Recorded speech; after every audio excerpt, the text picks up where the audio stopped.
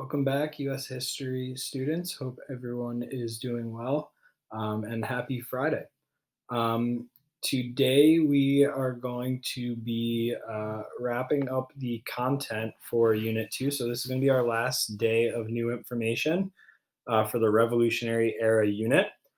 And where we'll be going next week will be focused on the assessments for Unit 2. So we'll be getting a short multiple choice quiz, and then we'll also be working through a part two short essay. So there's going to be a couple of different pieces to assess what we have learned for Unit 2, and those will be kind of the focus of our work next week. But today we are wrapping up our content with the Revolutionary Era, and we're actually going to be talking about and thinking about the Revolutionary War itself. We spent a lot of time talking about how tensions have risen between the British and the colonists. We've focused on specific events and specific acts that were created that increases tension. And today we're going to look at how the war actually plays out between the colonists and the British. So we'll get into our aim and do now to start. So we can zoom this in. There we go. So our aim for today, it says, how can we summarize the advantages of both sides at the beginning of the Revolutionary War and identify the impact of the war? Okay, so there's kind of two things that we're really going to be looking at. We're going to be focusing on the advantages of each side pre-war, so before the war, who has advantages in what regards, and then we're going to be looking at the impact and result of the actual war. Okay, so we're going to be accomplishing two things today. We're comparing the two sides prior to the start of the war, and then we're looking at the impact and result. So in the do now, it says, in your own words, summarize the impact of the Declaration of Independence. What Enlightenment concepts influenced Jefferson's writing? So Thomas Jefferson, the writer of the Declaration of Independence, was influenced by some Enlightenment writers. And we talked about this yesterday in our Fast Facts. So another two-part kind of do now. In your own words, what's the impact of the Declaration of Independence? What's the effect of it? What does it end up doing? And then what Enlightenment concepts influenced Jefferson's writing? You can pause this video to think through this do now question, or you can look back at your activity from yesterday to help you out, and I will meet you at the Fast Facts. So our Fast Facts for today, all right? Bullet one, the Declaration of Independence was created to list the complaints colonists had in regards to the British rule. Okay, remember, titles tell us a lot.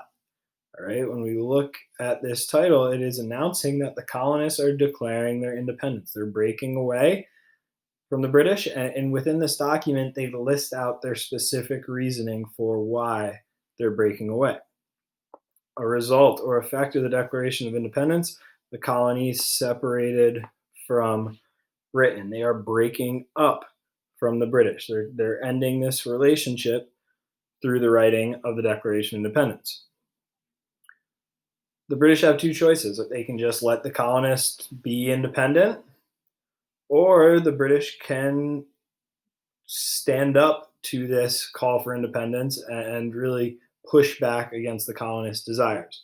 So we see that in response, the British declare war on the colonists, and the Revolutionary War begins. So the colonists choose, or the British choose to fight back, to push back against the colonial desires for independence, and this begins the Revolutionary War. Okay, and a reminder, the Revolutionary War is between the colonists, and they are going against the British. Okay, so those are the two sides initially at the outbreak of war. All right, so at the outbreak of war, the British held many advantages. though through guerrilla warfare and understanding the geography, the colonists were victorious. So we'll look at some statistics today to understand what specific advantages the British held. And the colonists really have to change their tactics once the war has begun. And what really changes the outcome of a lot of these battles in the war eventually is the colonists embracing what's called guerrilla warfare. And this is kind of using almost sneak attacks, using the environment to hide and sneak up on the British soldiers, because the colonial army was not trained all that well, and they were getting very much defeated pretty easily by British soldiers in standard combat and just lining up in a field and fighting. So the colonists have to adopt, they take on guerrilla warfare, and that helps them a lot.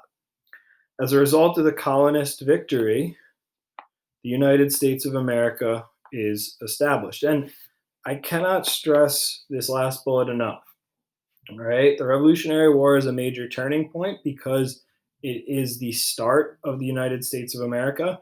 It's also a major turning point because it's the first time you see a colonial group fight back against a mother country and be victorious, right? And we do see this eventually down the road with other situations, but this is a major turning point worldwide.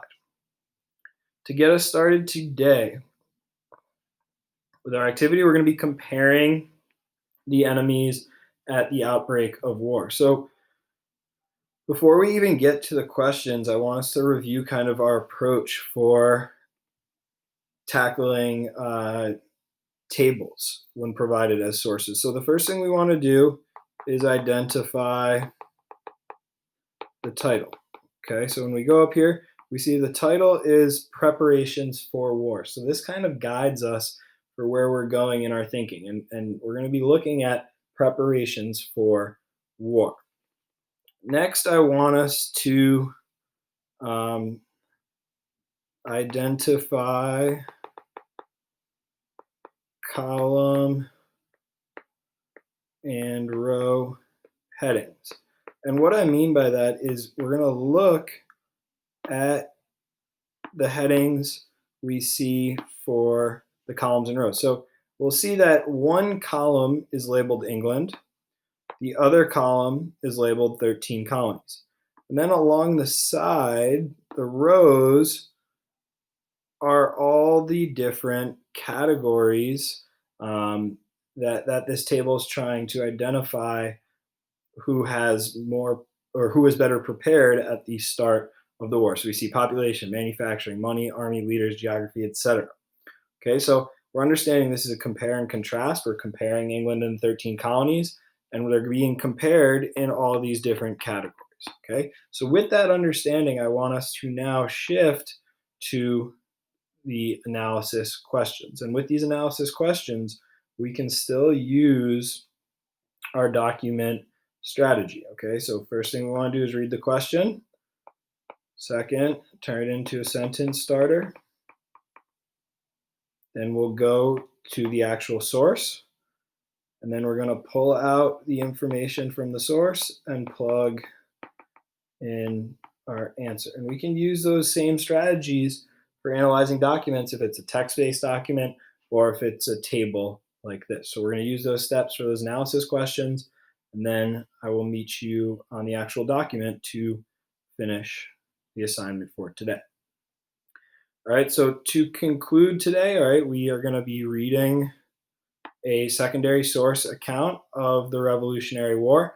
And this tries to tell the story of the war.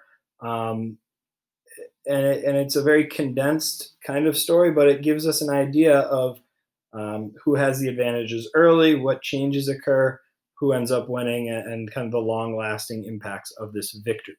Okay, so as we just went through with the table, I want us to use our document steps. So step one, we're going to read our questions. Step two, create that sentence starter. Then we're going to go back to the text, underlining the info that helps us respond to this question. and then we are just going to plug in the correct answer. All right, so we're getting a variety of document analysis work in today while figuring out what the end result of the Revolutionary War was.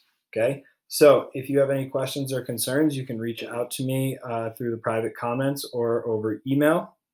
I am teaching live classes today, so we will not have the office hours over Zoom, but I'll try my best to respond to any questions or concerns that come up. If you are missing anything from this first week of marking period 2, I encourage you to take a little time over the weekend to start making things up just so that we can stay on track. I hope everyone is doing well. Hope you have a great weekend, and I will speak with you soon.